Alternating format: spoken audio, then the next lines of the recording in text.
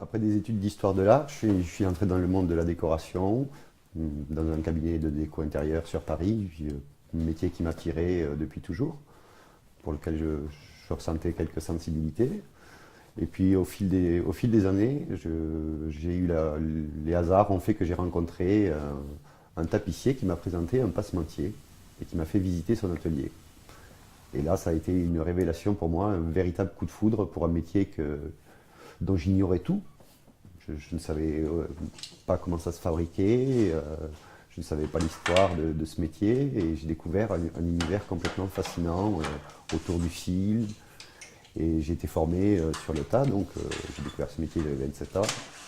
J'ai été formé sur le tas par un ancien qui m'a appris la gestuelle, la technique, cette technique ancestrale. Hein, depuis la Renaissance, rien n'a changé. On fabrique toujours à la main ce type d'article qu'on n'a jamais réussi à mécaniser. Et ça, voilà, la passion a fait que j'ai cherché à aller toujours plus loin, à créer de nouveaux produits. Cet entrelac de fils. Avant d'en arriver à la finalité du produit tissé, le travail du passementier s'articule autour de 3 grands axes. Donc on va toujours commencer le travail par le dévidage des fils, avec le dévidoir qui est derrière moi, où on va tracaner les fils pour les faire passer de grosses bobines à des petites bobines, de petits tubes, pour que je puisse les retravailler derrière. L'étape suivante, c'est l'étape du retors, où on va travailler les fils de soie, d'or, d'argent, qu'on a dévidés.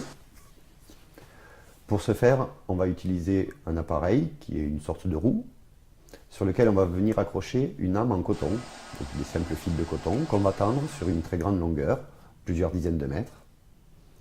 On va faire tourner ces fils sur eux-mêmes, ils vont prendre un peu de retors, et on va venir enrouler autour de cette âme en coton nos fils de soie, d'or, d'argent, en marchant très régulièrement, de façon à faire une jolie guipure, qui ait une bonne tenue, ou un brin selon si on veut faire une corde avec, puisqu'on peut, avec cet outil, ou l'utiliser pour faire des guipures qu'on va ensuite tisser sur le métier à tisser, ou alors on va fabriquer des cordelettes à partir du même outil, en travaillant d'une manière semblable, mais avec une gestuelle un peu différente.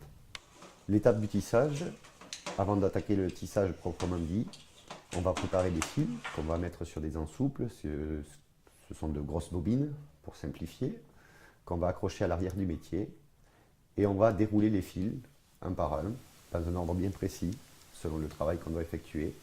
On va les faire passer, se dérouler le long du métier, pour arriver jusque sur le devant du métier à tisser. Ensuite, je monte sur le métier à tisser et en appuyant sur les pédales, j'articule les lisses qui font monter et descendre les fils. Le tissage, c'est très simple, c'est des fils qui croisent d'autres fils. Pour le poste de tissage, on va préparer des fils sur de grosses bobines qu'on appelle des ensouples. Donc ces fils passent un par un dans des lisses. Ce sont les fils de chaîne.